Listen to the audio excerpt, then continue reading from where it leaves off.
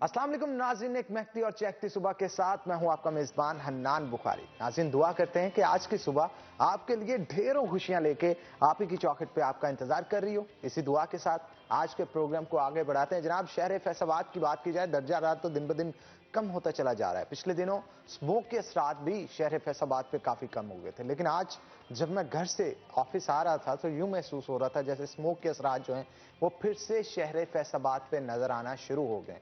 क्या अब दोबारा से बारिश का वेट किया जाएगा तभी ये जाके स्मोक के असरात कम होंगे, या फिर एनवायरमेंटल पोल्यूशन को कम करने के लिए हमारे जो हुकूमती इदारे हैं उनको मुतहरक होना पड़ेगा? आज का मौसम शहर फैसलाबाद का कैसा रहेगा, जानते हैं शाहिदा परवीन से टुडेज वेदर में।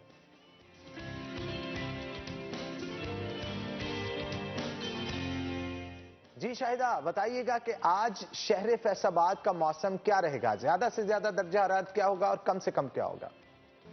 जी हनान, फैसलाबाद के मौसम की अगर हम बात करते हैं तो दिसंबर के आगाज से ही सूरज मियाँ जो है वो अपनी पूरी आबोताब के साथ चमक रहा है और दिन के आगाज से ही जो है वो अपना जलवा दिखा रहा है फैसलाबाद के शहरियों को, जिससे सर्दी की शिद्दत भी कम हुई है। तो इसके साथ साथ जो धुंध है वो भी छट गई है, फोग में भी कमी आई है, तो दर्जा रात जो है वो भी बेहतर हुआ है। हवा में खुनकी भी कम हो गई है।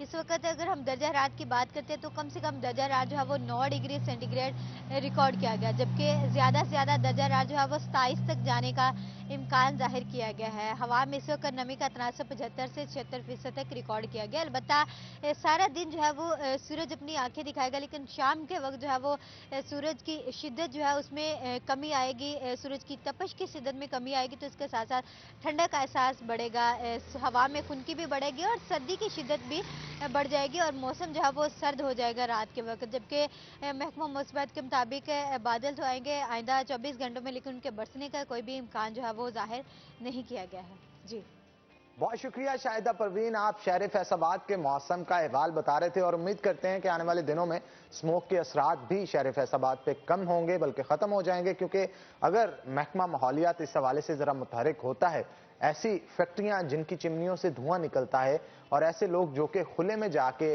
कूड़े को आग लगाते हैं, उनको अगर रोका जाए और ट्रैफिक के निज़ाम को बेहतर किया जाए, गाड़ियों की फिटनेस चेक की जाए, कार्बन डाइऑक्साइड एमिशन जो इनके जरिए हो रही है उसको रोका जाए, तो मेरा ख्याल है हमारे माहौल को काफ़ी बेहतर किया जा सकता है।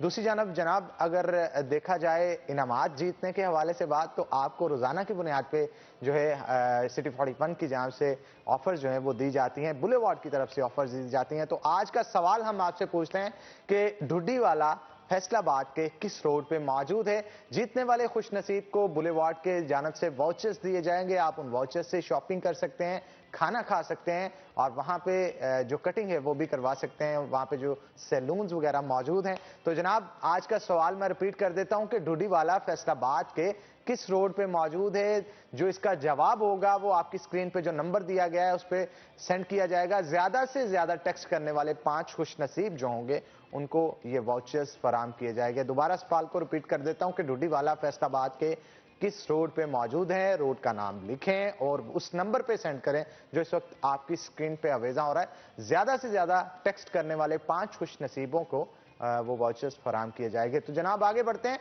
शहर फैसलाबाद में जो बच्चों का हॉस्पिटल है, चिल्ड्रन हॉस्पिटल, उसके ऊपर काफी दबाव होता है। बहुत सारी अमराज ऐसी बच्चों की होती हैं जो कि वालिदैन को पता नहीं चलती अक्सर औकात, और बहुत सारे लोग ऐसे होते हैं जिनको वहां पे मौजूद फैसिलिटीज का ही अंदाजा नहीं है, पता ही नहीं है, इसलिए वो दूसरे शहरों का रुख करते हैं। तो इस हवाले से आज हमने एक अवेयरनेस सेशन रखा है जिसके अंदर हमने चिल्ड्रन हॉस्पिटल से कुछ डॉक्टर्स हैं उनको इन्वाइट किया है। खासतौर पर शो के अंदर बच्चों की बीमारियों के हवाले से उनसे गुफ्तगू करेंगे। मुख्तलिफ बीमारियां बच्चों को किस तरह लाहक होती हैं, उनका इलाज किस तरह से होता है, और इनिशियल स्टेजेस के ऊपर बच्चों में अगर कोई प्रॉब्लम्स हैं तो उनको किस तरह से पहचान कर फौरी डॉक्टर से रजू करना चाहिए। इन तमाम तर गुफ्तगू के लिए आज हमने दावत दे रखी है। हमारे साथ इरम जावेद साहिबा मौजूद हैं जो कि न्यूरोलॉजिस्ट हैं, और उनके साथ साथ इरम नाज साहिबा मौजूद हैं जो कि गुर्दों की बीमारियों की माहिर हैं, नेफ्रोलॉजिस्ट हैं, और इसके साथ साथ हमारे साथ डॉक्टर नगीना शहजादी मौजूद हैं, माहिर मैदा के अमराज की माहिर हैं। आपको भी वेलकम करते हैं, आपको भी वेलकम करते हैं और आपको भी जनाब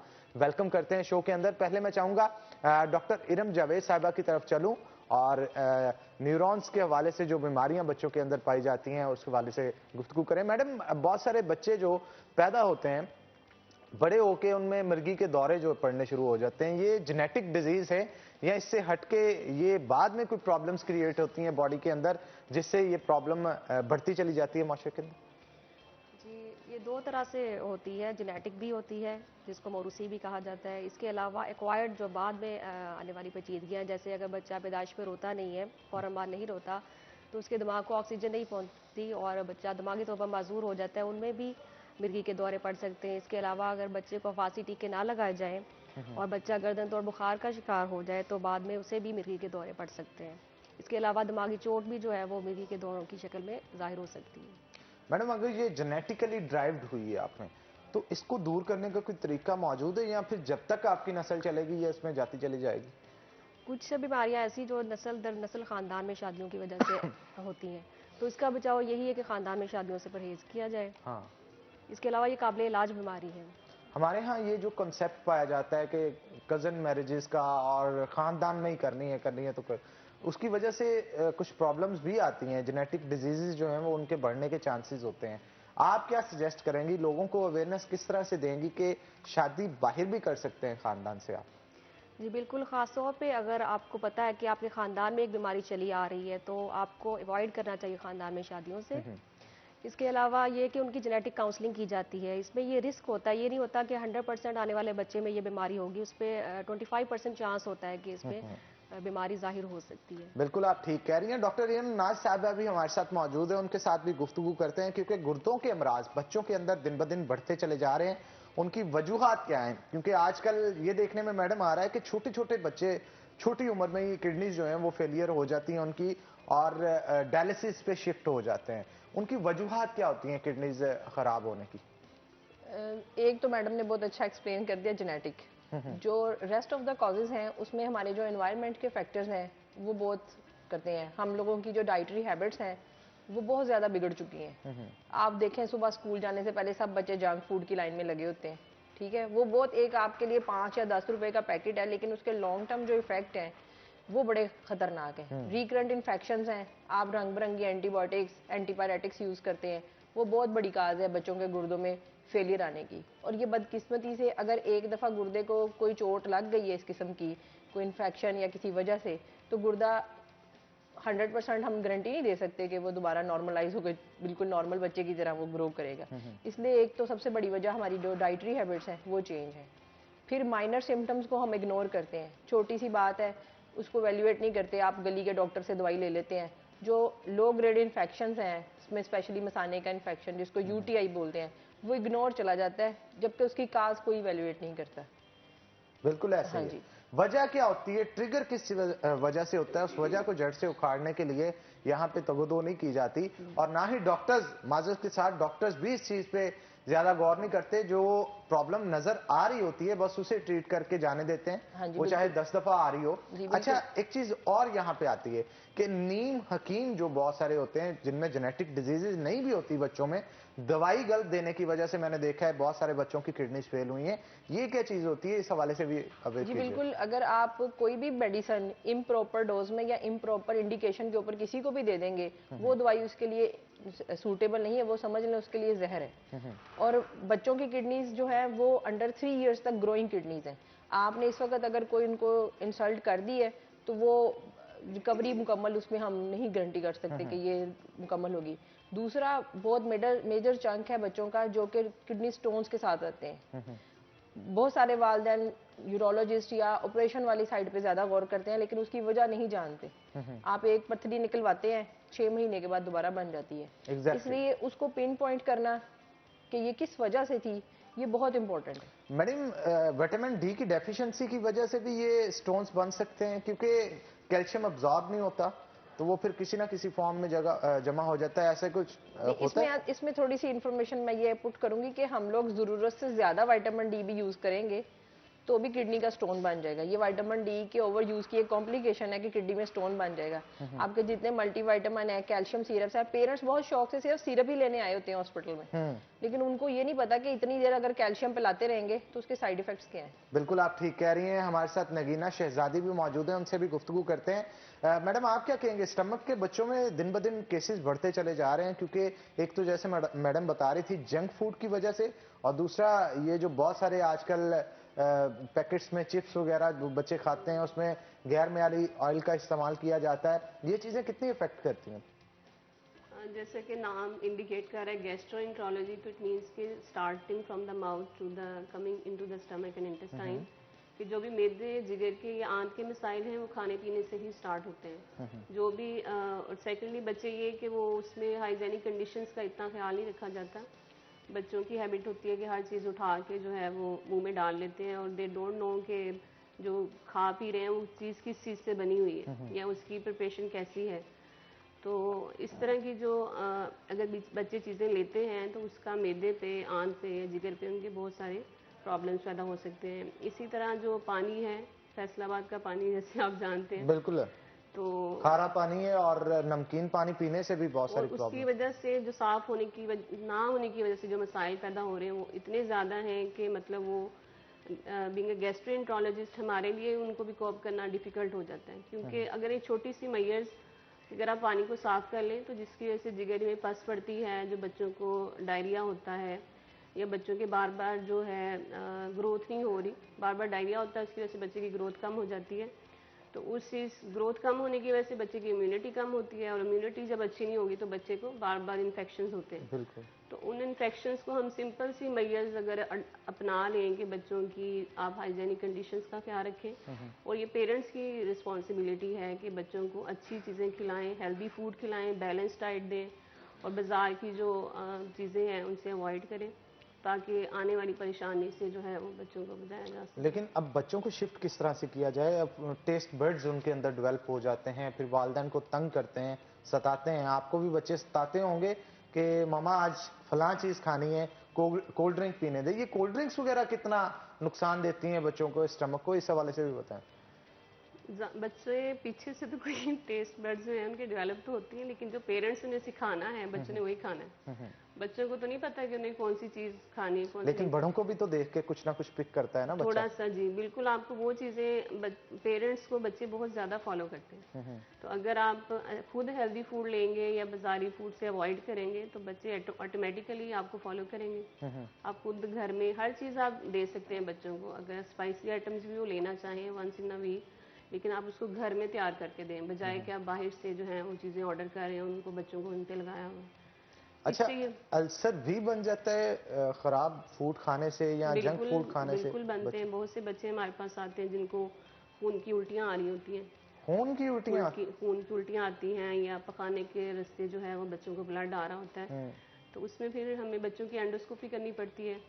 और we are the pioneer in the Faisalabad कि हम बच्चों की एंडोस्कोपी जो है वो कर रहे हैं। हर न्यू नेट से लेके 15 ईयर्स के बच्चे तक हम बच्चों की एंडोस्कोपी अच्छा करते हैं। मैडम, ये देखने में आता है कि जो प्री मेच्योर डिलीवरी होती है उसमें बच्चे का स्टमक का बहुत इशू होता है, कॉन्स्टिपेशन काफ़ी देर तक जो बच्चे की ख़त्म नहीं होती, उसके लिए क्या हल होता है? ये बहुत सारे डिपेंड करता है कि बच्चे को आप मिल्क कौन सा दे रहे हैं, क्योंकि आजकल तो मतलब शुरू से ही बच्चे को ये स्टार्ट होती है, आप जहाँ पे डिलीवरी हुई है ना, गायनेकोलॉजिस्ट से ही ये स्टार्ट हो जाता है। जब पेशेंट का मदर का एंटीनेटल स्टार्ट होता है और उससे बच्चे की डिलीवरी तक, कि शुरू से ही उसको जो है मतलब काउंसल्ड होती है मदर की, इसको हमने फार्मूला फीड ही स्टार्ट करना है।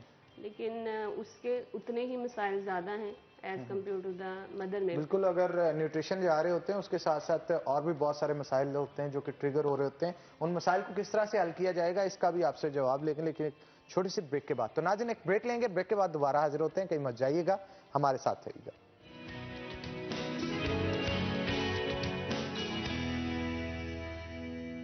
वेलकम बैक नाज़रीन, ब्रेक के बाद खुश आमदीद। हमारे साथ डॉक्टर नगीना शहजादी मौजूद है, उनसे मजीद गुफ्तगू करते हैं। डॉक्टर साहिबा, क्या कहेंगी, रोजाना की बुनियाद पे स्टमक के पेशेंट्स आपके पास कितने बच्चों के आ रहे हैं और किस तरह से ट्रीट कर रहे हैं उनको? कितनी गुंजाइश है हमारे चिल्ड्रन हॉस्पिटल में इस वक्त, कितने बेड्स अवेलेबल हैं स्टमक के पेशेंट्स के लिए? जी बिल्कुल। जब चिल्ड्रन हॉस्पिटल बना था तब तो बिल्कुल ये शोभा एग्जिस्ट नहीं करता था। यहाँ पे बिल्कुल पीडियाट्रिक गैस्ट्रोएंटरोलॉजिस्ट की ज़रूरत थी, क्योंकि मेरे आने से पहले या इस हॉस्पिटल के बनने से पहले जो बड़ों के मेदे जिगर के डॉक्टर्स थे वही बच्चों को डील कर रहे थे। लेकिन जो बच्चों के अमराज हैं दे आर टोटली डिफरेंट, क्योंकि उनकी जो बेसिस हैं वो जेनेटिक्स से रिलेटेड हैं और उनकी डाइटरी हैबिट से रिलेटेड हैं। तो इसका जो हमने मई 2017 में इसका स्टार्ट लिया था। हमारे पास अभी जो यूनिट हमने इस्टेब्लिश किया जस्ट 20 बेडेड वार्ड है, जिसको मज़ीद एक्सटेंशन की ज़रूरत है, क्योंकि डे बाय डे हमारे पेशेंट्स जो हैं जैसे जैसे उनमें अवेयरनेस पैदा हो रही है इसके जो अमराज, जिस तरह इसके अमराज के लिए पेशेंट्स को बाकी सिटीज़ में जाना पड़ता था, अब वो इधर ही हमारे पास आते हैं। तो जाहिर है उस लिहाज से हमारे वार्ड की जो कैपेसिटी है वो अभी कम है, जिसको बढ़ाने की ज़रूरत है। और इन फ्यूचर इसमें जो है वो एक्सटेंशन की जाएगी, क्योंकि डॉक्टर हबीब भुट्टर साहब उनसे जब गुफ्तगू हुई थी तो उनका कहना था कि जल्द गवर्नमेंट के साथ मिलकर हम इसका सेकंड फेज जो है वो स्टार्ट करने जा रहे हैं। वो बनाना बहुत ज़रूरी है, क्योंकि पेशेंट्स की तादाद जो है डे बाय डे इंक्रीज हो रही है। इरम जावेद साहिबा भी मौजूद हैं, उनसे भी गुफ्तगू करते हैं। मैडम, बहुत सारे बच्चे जो न्यूरोलॉजिकल डिजीजेज में मुब्तला होते हैं, बहुत सारे दूसरे शहरों का रुख करना पड़ता था उनको, लेकिन अब फैसलाबाद चिल्ड्रन हॉस्पिटल में आते हैं। और चिल्ड्रन हॉस्पिटल में सिर्फ और सिर्फ फैसलाबाद के नहीं बल्कि इसके गिरदोनवा के, झंग के, सरगोदा के, टोबा के, चिन्योट के बहुत सारे मरीज जो है वहाँ पे आते हैं। रोजाना की बुनियाद पे इनसाइड सिटी मरीज कितने होते हैं और आउटसाइड सिटी मरीज कितने होते हैं, और खासतौर पे हमारे इस रीजन की बात की जाए, कॉमन डिजीज क्या यहाँ पे बच्चों की पाई जाती है? जी, बहुत अच्छा सवाल आपने किया है। जैसा कि आपने खुद ही बता दिया कि ना सिर्फ फैसलाबाद बल्कि गिरदोनवा के जितने डिस्ट्रिक्ट हैं वहाँ से पेशेंट भी रेफ़र होते हैं, लोगों में ग्रेजुअली अवेयरनेस क्रिएट हो रही है। तो हमारे पास जो है फुली फर्निश्ड 20 बेड का फ़िलहाल इंडोर यूनिट है, इसके अलावा आउटडोर यूनिट है, इसके अलावा ईईजी की फैसिलिटी मौजूद है। और इसमें हालिया जो पेशरफ्त हुई है वो हमें ताहर सन्स की जानब से एक अतिया की गई है मशीन, ईएमजी मशीन, जो कि पट्ठों के अमराज और असाबी जो बीमारियां उनकी तशखीस में हमें हेल्पफुल हो सकेगी। ठीक है। तो और इसके अलावा मैडम, आप जज किस तरह से करते हैं? सिम्टोमेटिकली तो करते हैं, इसके टेस्ट परफॉर्म किस तरह से करते हैं? टेस्टिंग फैसिलिटी की तमाम तर मौजूद है चिल्ड्रन हॉस्पिटल के अंदर? जी बिल्कुल, अब बिल्कुल मौजूद है। कौन कौन से टेस्ट है जो कि वहाँ पे आप परफॉर्म कर रहे हैं इस वक्त? ईईजी है जो कि दिमागी लहरों का जो टेस्ट किया जाता है, जिस मिर्गी है, इसके अलावा मुख्तलिफ और दिमागी अमराज हैं उनका टेस्ट किया जाता है, उसकी तशखीस में हमें मदद मिलती है। इसके अलावा जो पट्ठों के और असाबी जो बीमारियां हैं उसके लिए ईएमजी टेस्ट किया जाता है, जिसमें थोड़ा सा बरकी करंट दिया जाता है, पट्ठों में सुई लगा के वो टेस्ट किया जाता है। इसमें हमें उनकी तशखीस में मदद मिलती है, और जब हम तशखीस कर लेते हैं तो जाहिर बात है हमें इलाज में मदद मिलती है। मैडम, कितने बच्चे रोजाना की बुनियाद पे आप चेक कर लेते हैं, आपका डिपार्टमेंट चेक करता है? हमारा डिपार्टमेंट जो है वैसे तो फैसिलिटी हमारे पास 20 बेड की है इंडोर में, लेकिन हमारे पास तकरीबन 25 से 30 जो मरीज हैं वो मौजूद होते हैं। ओपीडी में रोजाना की बुनियाद पे कितने चेक होते हैं? उसमें 150 to 200 200 बच्चा रोजाना की बुनियाद पे आप चेक करते हैं और उनको डायग्नोज करते हैं चीजें, ये बहुत बड़ी तादाद है। और ये सिर्फ और सिर्फ आप ही के डिपार्टमेंट की है? ये हमारे और डिपार्टमेंट ओवरऑल अगर देखा जाए तो ये तादाद हजारों में रोजाना की बुनियाद पे जो चेक किया जा रहा है। तो इरम नाज साहिबा भी हमारे साथ मौजूद है, उनसे भी गुफ्तगू करते हैं। मैडम, बच्चों की जो मशीन आती है डायलिसिस के लिए काफी एक्सपेंसिव होती है, और चिल्ड्रन हॉस्पिटल में जब इसे लगाया गया तो वो बाकायदा तौर पे इफ्ताह किया गया। बहुत सारे बच्चे जो कि दूसरे शहरों में जाते थे डायलिसिस के लिए, और 3 से 4 घंटे उनको वहाँ पे क्योंकि लेटना भी पड़ता है इस सारे प्रोसेस से गो थ्रू होने के लिए, अब चिल्ड्रन हॉस्पिटल में वो मशीनरीज जो हैं वो मौजूद हैं। आप क्या कहेंगे, उनको लगाने में कितनी मुश्किलात आई और किस तरह से, कितने बच्चे हैं रोजाना की बुनियाद पे जो आप ट्रीट कर रहे हैं? जी बिल्कुल, जो मशीन है वो भी महंगी है और उसके लिए जो एफर्ट है वो उससे भी ज़्यादा मुश्किल है। सबका एक माइंडसेट क्रिएट करना कि इस चीज़ की ज़रूरत है, क्योंकि ये इस तरह की चीज़ नहीं है कि इसको हम प्लान करके करते हैं। डायलिसिस एक ऐसी चीज़ नहीं, इट्स एन एमरजेंसी मैयर। अगर पेशेंट को वो टाइम पे हम नहीं देंगे तो उसमें सर्वाइवल कोई नहीं है। फिर लोगों को इसकी तरफ माइल करना कि हम इससे बच्चों को बेहतर कर सकते हैं, ये बहुत बड़ी हर्डल है। हमने ये सारा जो था ये डोनेशन से मशीनरी मौजूद थी हमारे पास इस साल के स्टार्ट में, लेकिन ये कोरोना और उसकी वजह से अल्टीमेटली फिर हमने मार्च के स्टार्ट में हमने इसको शुरू कर लिया था, और इस वक्त हमारा जो फिगर है वो 600 को क्रॉस कर चुके हैं हम हीमोडायलिसिस सेशन में। और डेली की बुनियादों पे 8 से 10 बच्चे हैं जो हीमोडायलाइज हो रहे हैं।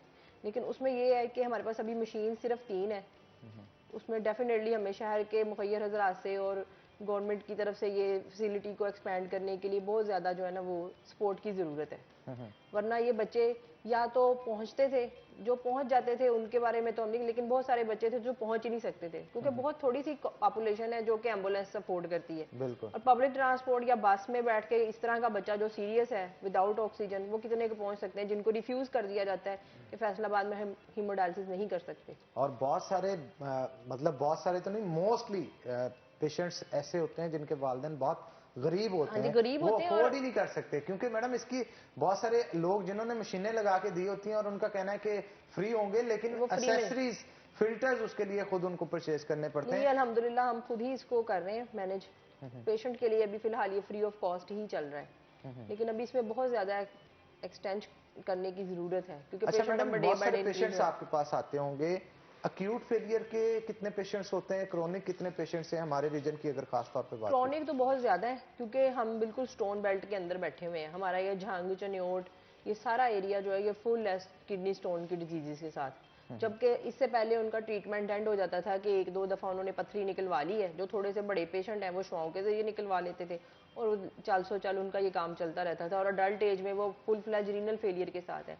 अगर हम इस चीज को बचपन में मैनेज कर रहे हैं तो ना सिर्फ बच्चों के लिए बेहतरी है, बल्कि वो बच्चे अगर बचपन में ट्रीट हो रहे हैं तो अडल्टहुड में वो बेहतर तरह के इंसान बन के जा सकते हैं, बजाय इसके कि वो बड़े होकर डायलिसिस पे चलते रहे। अगर बचपन में हम उन्हें प्रॉपरली ट्रीट कर रहे हैं, पिन पॉइंट कर रहे हैं और प्रॉपर फैसिलिटी दे रहे हैं, क्योंकि पाकिस्तान के अंदर सिर्फ एक सेंटर है जिसपे हम किडनी ट्रांसप्लांट के लिए भरोसा करते हैं, बाकी हमारा पूरा चंक ऑफ पेशेंट जो है वो डायलिसिस के ऊपर ही हमें मेंटेन करना है।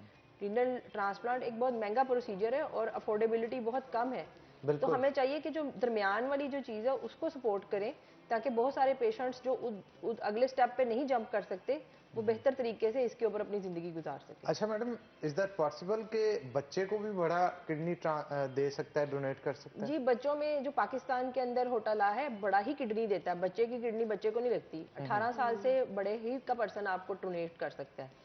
वो आपके पेरेंट्स भी हो सकते हैं, जी, वो बहन भाई भी पेरेंट्स हो हैं, वो सकते हैं। फर्स्ट डिग्री आपके घर के अंदर से ही देंगे, उसके बाद फिर कानूनी पेचीदगी जिनको सॉल्व करके आपके जो नेक्स्ट आपके कजन्स हैं या आपकी आंटी अंकल हैं वो भी दे सकते हैं। उसके लिए फिर होटा ह्यूमन ऑर्गन ट्रांसप्लांट जी एसोसिएशन बिल्कुल, जो होती है वो अप्रूव करती जी है इस बिल्कुल, चीज उसका को, एक पैनल है जो अप्रूव पैनल करता है, तभी हम ऑर्गन लगा सकते और हैं। खास तौर पे इंस्पेक्शन टीम भी उनकी मौजूद जी है बिल्कुल। कि जो डॉक्यूमेंट्स आप प्रोवाइड करते हैं उनके घरों में जी जाके जी भी उसको बिल्कुल, चेक किया जाता है कि इसमें काफी वाकयातन स्ट्रिक्ट अब काम चल रहा है। तो लेकिन ये बहुत दफा ऐसे होता है कि अगर जेनेटिक डिजीज है, जिसपे हम काफी देर से बात करें, जेनेटिक डिजीज के पेशेंट को अमूमन फैमिली में से ट्रांसप्लांट मिलना बहुत मुश्किल होता है क्योंकि सब क्लिनिकली अडल्ट के अंदर भी वो डिजीज चल रही होती है और वो खुद ही कॉम्प्रोमाइज होते हैं। बेशक वो सिम्टोमेटिक नहीं होते लेकिन इंटरनली वो कॉम्प्रोमाइज हैं। ये वो फैमिलीज बहुत अच्छी तरह जानती हैं जिनके बच्चे मरूसी बीमारियों की वजह से रीनल फेलियर में गए कि वो कितनी मसाइल का शिकार है और अल्टीमेटली वो इस वाली चीज से वो पेरेंट्स जो है वो थक जाते हैं, वो हार जाते हैं कि अब हम आगे क्या करें, क्योंकि फैमिली में तभी सभी लोगों को बिल्कुल कम मिकदार में वो बीमारी मौजूद होती है। अच्छा मैडम, ये किडनी स्टोन्स की वजह से आपको क्रोनिक डिजीज होती है, अगर आप निकलवा देते हैं तो इसके बावजूद भी डिजीज आपके अंदर ही रहती है? जी बिल्कुल। ये प्रोसेस होता क्या है, स्टोन्स डैमेज कैसे करते हैं किडनी को, इस हवाले से? स्टोन बेसिकली समझ लें कि एक पत्थर है जो एक दिन में नहीं बनता, it's there for many many many years. ठीक है, सम टाइम कंजेनिटल स्टोन्स हैं, जब बच्चा बनना शुरू होता है उसी वक्त से उसके अंदर नमकियात इकट्ठे होने शुरू हो जाते हैं। ठीक है, और अमूमन एक सिर्फ किडनी नहीं, लिवर की इन्वॉल्वमेंट होती है, जो बॉडी के नॉर्मल नमकियात जिसको आप बोल सकते हैं मिनरल्स हैं, वो प्रॉपरली बॉडी हैंडल नहीं करती और वो कह लें किडनी एक फिल्टर है जहां जाके वो क्यूमुलेट होने शुरू हो जाते हैं। आप एक पथरी निकलवा देंगे लेकिन अगर पीछे डिफेक्टिव सिस्टम है, आपने उसको नहीं टच किया, आपने उसे नहीं ट्रीट किया प्रॉपर, आपने उसको मैनेज नहीं किया, तो there is always a recurrence. अब ये जो प्रेग्नेंट वुमेन्स होती हैं, ग्लम्शिया की पेशेंट्स होती हैं, उनके अंदर तो स्टोन्स का प्रॉब्लम नहीं होता लेकिन किडनी फेलियर हो जी जाता है, बिल्कुल। वो उसके पीछे क्या मिथ होती है? उसके पीछे जनाब, जब आप किसी भी पेशेंट का एक ब्लड प्रेशर एक लिमिट से ज़्यादा क्रॉस करता है तो ये अल्लाह ताला की तरफ से एक सिस्टम है कि सिस्टम ग्रेजुअली शट डाउन होने शुरू हो जाते हैं। अक्यूट फेलियर में चला जी, वो अक्यूट फेलियर में चला जाता है और किडनी बदकिस्मती से वन ऑफ दोज ऑर्गन जो शट डाउन हो जाता है। जब हाई ब्लड प्रेशर होता है तो आपके बहुत सारे ऑर्गन्स अपने आप को बंद कर देते हैं कि हम इतना प्रेशर टॉलरेट नहीं कर सकते, इसीलिए उन खवातीन में बेहोशी आ जाती है, दौरे झटके पड़ जाते हैं जब ब्रेन कॉम्प्रोमाइज होता है। ठीक है। बिल्कुल आप ठीक कह रही हैं। डॉक्टर शहजादी साहिबा भी हमारे साथ मौजूद हैं, उनसे भी नगीना शहजादी से गुफ्तगू करते हैं और पूछते हैं कि जो बच्चे हैं उनके अंदर कौन सी ऐसी डाइट है जिसे यूज करने के साथ उनके स्टमक को बेहतर रखा जा सकता है। नगीना साहिबा आप बताइएगा कि बच्चे को सुबह से लेकर शाम तक क्या ऐसी चीज खिलाई जाए जिससे बेहतर रहेगा। योगर्ट का यूज कितना मुफीद है बच्चों के लिए, प्रोबायोटिक्स किन किन फूड्स के अंदर मौजूद होते हैं जो अगर बच्चों को दें तो उससे उनकी डाइजेशन इंप्रूव हो सकती है। इस हवाले से जरा जनरल ओवरव्यू दीजिएगा ताकि जो माएँ घरों पे बैठी टीवी देख रही हैं उनको थोड़ा इस चीज़ का अंदाजा हो सके। जी बिल्कुल, हमारे यहाँ ये मिथ है कि छोटे बच्चों को जो है वो सिर्फ मिल्क पे रखना है। तो उस चीज़ को जो है वो मैं ज़रूर क्लियर करना चाहूँगी कि 6 माह तक तो आप मदर फीड पे बच्चों को रखें, लेकिन उसके बाद बच्चों की जो है वो वीनिंग डाइट ज़रूर स्टार्ट करें, जिसमें आप उसको किसी फ्रूट से स्टार्ट ले सकते हैं, जैसे बनाना है। प्रोटीन उसकी डाइट में ज़रूर ऐड होनी चाहिए। प्रोटीन्स में हमारे पास एग है, चिकन है, फ़िश है, गोश्त है, जो मीट है, बड़ा गोश्त है, छोटा गोश्त है, वो आप 8 से 9 माह की उम्र में वो आप स्टार्ट कर सकते हैं। इसी तरह मदर्स जो है ना वो हर चीज़ बच्चों को मिल्क में ही बना के देती हैं, जैसे साबूदाना हो गया या कोई कस्टर्ड हो गया, खीर हो गई। उनके ख्याल में कि बच्चों की बस दूध से ही ग्रोथ होती है। तो इस चीज़ को जो है वो क्लियर होना चाहिए कि आप हर चीज़ को दूध के अलावा भी बच्चों को दूसरी डाइट दे सकते हैं। इसमें प्रोटीन्स हैं, आपके फ्रूट्स हैं, इवन वेजिटेबल्स हैं, कार्बोहाइड्रेट्स हैं, जो कि मेजर सोर्स ऑफ एनर्जी हैं बच्चों के लिए, जो बच्चों की ब्रेन की ग्रोथ के लिए आपको ग्लूकोज चाहिए होता है। अच्छा, बच्चों की ग्रोथ के लिए कौन कौन से फैक्टर्स इंपॉर्टेंट होते हैं उस हवाले से भी बताइएगा। यहाँ पे मोस्टली हाइट बच्चों की छोटी रह जाती है। बाज़ कहा जाता है कि जेनेटिक फैक्टर्स इन्वॉल्व होते हैं, बिल्कुल लेकिन होते ये हैं। भी देखने में आया है कि माँ बाप की हाइट छोटी होती है, बच्चे की हाइट काफ़ी बेहतर निकल आती है। तो नो डाउट इसमें कहीं ना कहीं ये जो इसमें ग्रोथ कुछ फैक्टर्स हैं। पैथोलॉजिकल कॉजेज भी हमें रूल आउट करनी चाहिए, जैसे कि पहली तो आपने बताई है कि जेनेटिक हो सकती है या फेमिलियल शॉर्ट स्टेचर है, कि अगर पेरेंट्स छोटे हैं तो बच्चा भी जो है, पेरेंट्स में दोनों का छोटा होना ज़रूरी नहीं है। अगर एक मदर या फादर में से कोई एक की भी हाइट छोटी है तो बच्चे में वो वाला जीन्स ट्रांसफ़र हो गए हैं, तो बच्चे की हाइट उसकी वजह से भी कम रह सकती है। लेकिन इसके अलावा जो दूसरे प्रॉब्लम्स हैं, जिसमें मैदे जिगर के हैं, बच्चों की वीट की एलर्जी हो सकती है, जिसकी वजह से बच्चों की जो है ग्रोथ नहीं हो रही। इसी तरह अंडरलाइन बच्चों में माइल्ड एब्डोमिनल पेन चलता रहता है, जिसको पेरेंट्स अक्सर इग्नोर करते हैं कि बच्चे ने कोई इस तरह की चीज़ खा ली है जिसकी वजह से बच्चे के पेट में दर्द है। उस चीज़ को इग्नोर नहीं करना चाहिए। अगर आपका बच्चा बाकी बच्चों की निस्बत उसकी हाइट या वेट आपको कम लग रहा है, या पिछले साल के जो कपड़े हैं बच्चे को इस साल नहीं उतने ही हैं, मतलब बच्चे की ग्रोथ नहीं, वही कपड़े उसको पूरे आ गए, इट मीन्स कि बच्चे की ग्रोथ नहीं है, तो आपको मस्ट है कि चेक करवाएं उसको। बिल्कुल और उसकी उसका कॉज चेकअप करवाना चाहिए और डॉक्टर इस हवाले से बेहतर सजेस्ट कर सकता है कि इसके अंदर छुपी हुई वो कौन सी ऐसी चीज है जिसकी वजह से इसकी ग्रोथ रुकी है। तो नाज़रीन एक और ब्रेक लेंगे, ब्रेक के बाद दोबारा हाजिर होंगे, कहीं मत जाइएगा, हमारे साथ रहिएगा।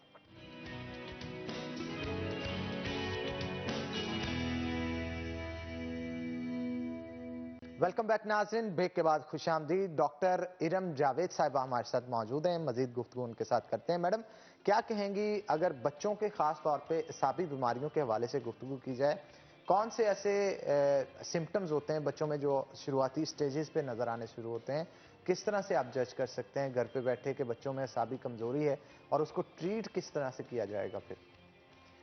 जी, बच्चों में जो पट्ठों की बीमारियां हैं या असाबी बीमारियां हैं, उनकी कुछ मखसूस अलामात होती हैं। मजमूई तौर पर मैं सारी बता देती हूँ। इनमें अमूमी तौर पर जो दिमाग या जहन होता है वो ठीक होता है। तो इसमें ये होता है कि बच्चों के जो पट्टे हैं वो ढीले ढाले होते हैं, जिस्म बेजान हो सकता है, बच्चा देर से गर्दन संभालेगा, देर से बैठेगा, देर से चलेगा। अगर चलना शुरू कर दिया है तो चलते चलते लड़खड़ाएगा, गिर जाएगा, या ज़मीन पर बैठकर उठना मुश्किल हो जाता है, सीढ़ियाँ चढ़ना मुश्किल हो सकता है, जल्दी थक जाएगा। या फिर जो है वो जो आम उसके जो बच्चे हैं, जैसे उसके हम उम्र हैं या बाकी बहन भाई हैं, उनके मुताबिक जो है वो उनके साथ दौड़ में हिस्सा नहीं ले सकेगा। इसके अलावा जो है उनके हाथ पांव सुन्न हो सकते हैं, जो कि असाबी कमज़ोरी को ज़ाहिर करते हैं। उनकी हाथों की गिरफ्त कमज़ोर हो सकती है, उनकी एक मखसूस चाल ढाल होती है जो कि आम बच्चों से मुख्तलिफ होती है। इसके अलावा शदीद दर्द या चुभन का एहसास होना हाथ पाँव में, सुन्न हो जाना, या फिर दर्द का बिल्कुल महसूस ना होना, ये सारी अलामात जो है वो असाबी कमज़ोरी को ज़ाहिर करती हैं। और अगर पेरेंट्स ये वाली अलामात अपने बच्चों में देखें तो फ़ौरन डॉक्टर से रुजू करें ताकि बर वक्त तशख़ीस हो सके और बर वक्त इलाज हो सके। बिल्कुल आप ठीक कह रही हैं। हमारे साथ डॉक्टर इरम नाइस साहबा भी मौजूद हैं, उनसे भी गुफ्तगू करते हैं। डॉक्टर साहबा, आप क्या कहेंगी, बच्चों को शुरुआती स्टेजेस पे किस तरह की डाइट देनी चाहिए? डाइट का भी कोई अमल दखल होता है जी किडनीज के बिल्कुल, ऊपर? डाइट का बिल्कुल अमल दखल है। एक तो डॉक्टर नगीना माशाल्लाह बड़ा अच्छा उसको डिस्क्राइब बिल्कुल। किया है। लेकिन इसके अलावा हम लोग जो सॉल्ट इनटेक है ना उसको बिल्कुल इग्नोर करते हैं। बहुत सारे वालिदैन का ख्याल है कि बच्चों का ब्लड प्रेशर नहीं होता ज़्यादा। बहुत सारे डॉक्टर्स ने कभी बच्चों का ब्लड प्रेशर चेक ही नहीं किया होता। तो जो सॉल्ट इनटेक है उसको 20-25 साल तक तो चेक ही नहीं ना जी डॉक्टर कभी कोई करते। चेक ही नहीं आपको करता। जितनी मर्जी बीमारी हो उसमें बीपी नहीं चेक करना जी होता है। जनरल बिल्कुल। कॉन्सेप्ट बन चुका है कि इनका बीपी तेज लेकिन नहीं एक नौज़ायदा बच्चे का भी ब्लड प्रेशर ज़्यादा हो सकता है। तो इसमें ये कि साल्ट इनटेक जो है वो उसको कम किया जाए। साल्ट से मतलब ये नहीं है कि जो हमारे किचन में एक नमक के डिब्बे में नमक है, कुछ हिडन सॉल्ट्स भी हैं। सोडा बाइकार्ब में भी ढेरों ढेर सोडियम है। आपकी ब्रेड, आपका जो नान है, आपका शवारमे की ब्रेड है, उसके अंदर ढेरों नमक है जिसको आप टेस्ट भी नहीं कर पा रहे। बिस्किट जो बाहर मीठे हैं उसके अंदर भी। और हमारे यहाँ ये बड़ा अच्छा प्रैक्टिस है कि बच्चे को कहीं लेके गए हैं तो बच्चे के बिस्किट के पैकेट हमने पहले खरीदे हैं और फिर ये कि जो फॉर्मूला फीड है that is not compatible with every child. आप कह दें कि जी एक डब्बा है जबकि सब बच्चों की माएँ मुख्तलिफ है। डब्बा एक है जो सब बच्चों को सूट कर रहा है, उसका जो सोडियम कंटेंट है वो हो सकता है कि आपके बच्चे के लिए ना हो।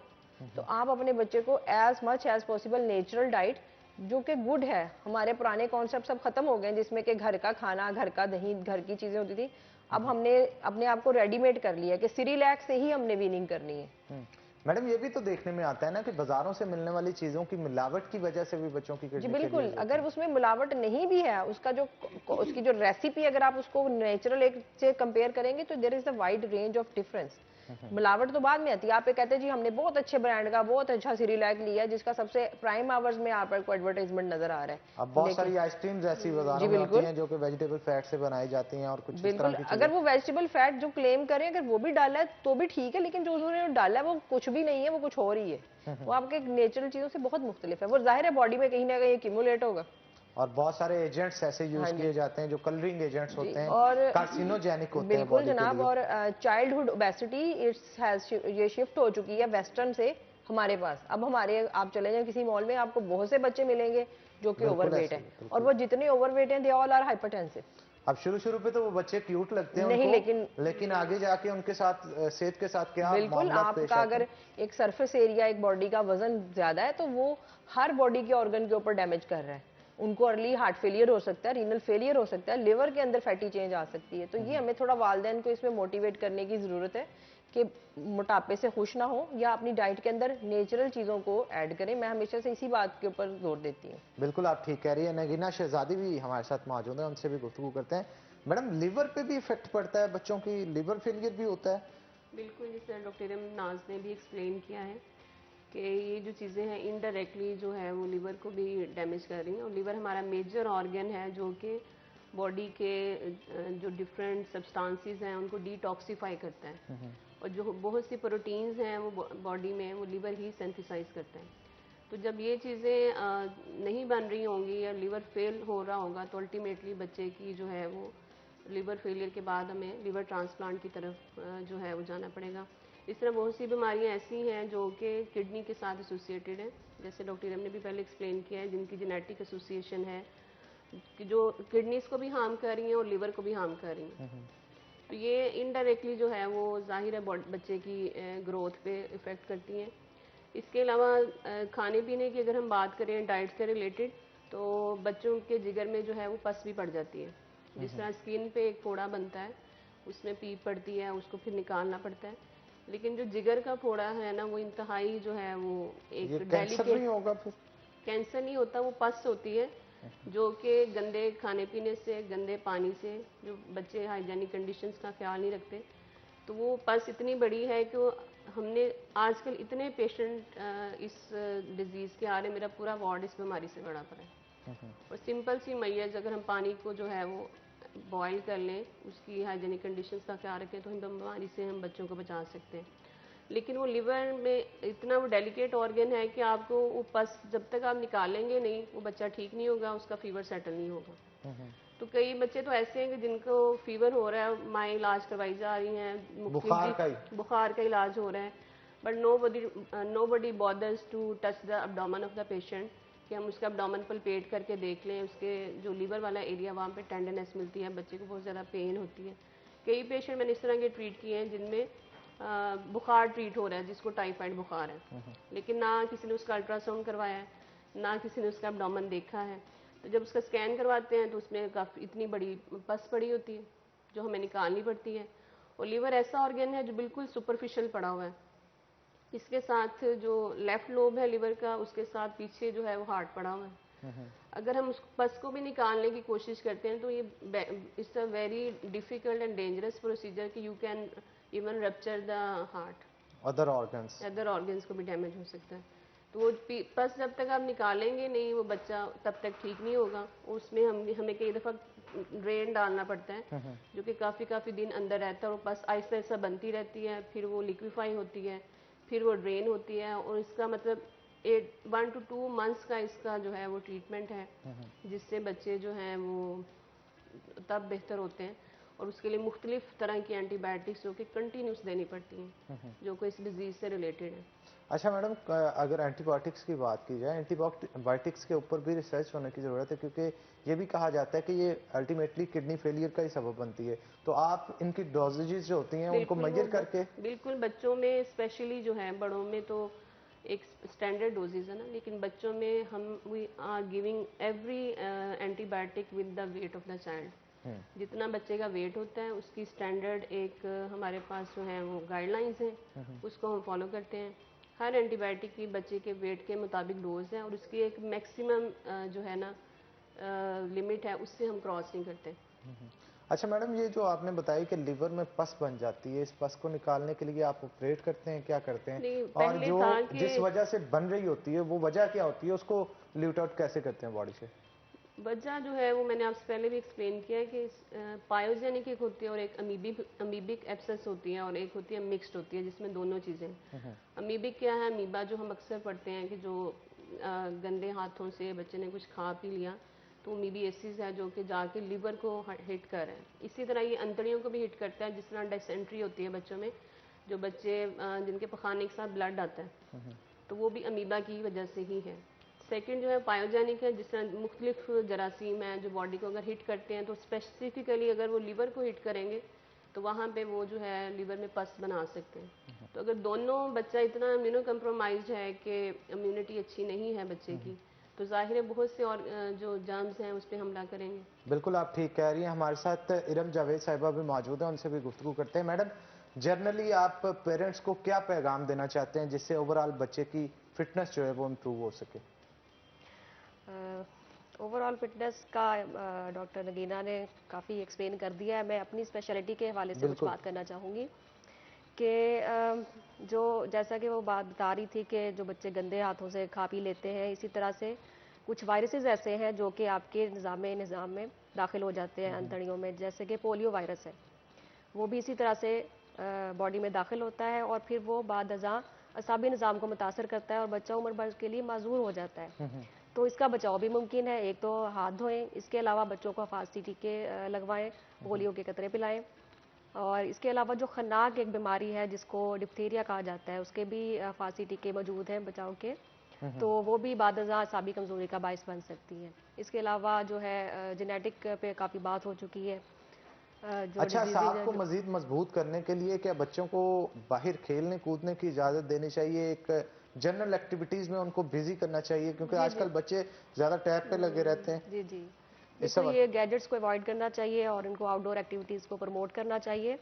लेकिन आजकल के सर्कमस्टांसेस को देखते हुए अंडर सुपरविजन आप कह सकते हैं कि एक जो सुपरवाइज माहौल है उसमें बच्चों को आउटडोर एक्टिविटीज़ को प्रमोट करना चाहिए, और पेरेंट्स को चाहिए कि वो बच्चों को क्वालिटी टाइम दें, उनके साथ खुद खेल में शरीक हों। बिल्कुल आप ठीक कह रही हैं। तो मैडम इरम नाज साहिबा भी हमारे साथ मौजूद हैं, उनके साथ भी गुफ्तगू करते हैं। मैडम, आप भी कोई जनरल मैसेज किडनीज के हवाले से देना चाहें बच्चों के पेरेंट्स को? जी बिल्कुल, आप बच्चों की जो माइनर सिम्टोमेटोलॉजी है उसको कभी भी इग्नोर ना करें। अगर आपका, जैसे नगीना ने भी कहा कि फीवर को मत ट्रीट करवाएं, फीवर का काज हमेशा एवेल्युएट करवाएं। फिर ये बड़ा हमारे पास एक अच्छा रेमेडी होता है कि जी हम ब्लड लगवाने जा रहे हैं और जाके क्लिनिक पे बैठ के ब्लड लगवा के आ रहे हैं। इसका भी बिल्कुल पता होना चाहिए कि ब्लड क्यों लगवाए हैं, या हकीम की दवाई से बच्चे का कद लंबा करने की कोशिश कर रहे हैं, या बच्चा बार बार पेशाब कर रहा है और अभी तक लोग तेल खिला के उसका इलाज कर रहे हैं। तो ये ऐसा नहीं होना चाहिए। These are all organic symptoms. अगर बच्चा बहुत ज्यादा पेशाब कर रहा है या उल्टी कर रहा है या ग्रोथ नहीं हो रही या आपको ब्लड लगवा लिया आपने जाके, तो ये क्या वजह है इसकी कि बच्चा इतना कॉम्प्रोमाइज हो गया कि वो जिंदगी गुजारना उसके लिए अपनी बॉडी में मुश्किल है। आप कभी भी बच्चे को एक छोटे क्लिनिक पे ब्लड मत लगवाएं। अगर कोई डॉक्टर कह रहा है कि जी इसको ब्लड की जरूरत है, पहले काज एवेल्युएट करवाएं, फिर आप उस प्रोसीजर को बिल्कुल आप फॉलो ठीक करें। कह रही है, क्योंकि जब तक काज एवेल्युएट नहीं होता आप जो भी करेंगे उससे ना तो वो बीमारी ठीक होगी बल्कि उल्टा बच्चे को नुकसान होने बच्चों के के अंदर खतरा हर होता है। सिम्टम तो जो है बहुत वो शुक्रिया मौजूद है। मैडम इरम जावेद साहिबा, मैडम इरम नाज साहिबा और नगीना शहजादी साहिबा, आप आज के शो में आए और बहुत मुफीद मशवरे आपने फराहम किए। तो नाज़रीन, इसी के साथ ब्रेक लेंगे, ब्रेक के बाद दोबारा हाजिर होंगे। कहीं मत जाइएगा, हमारे साथ रहिएगा।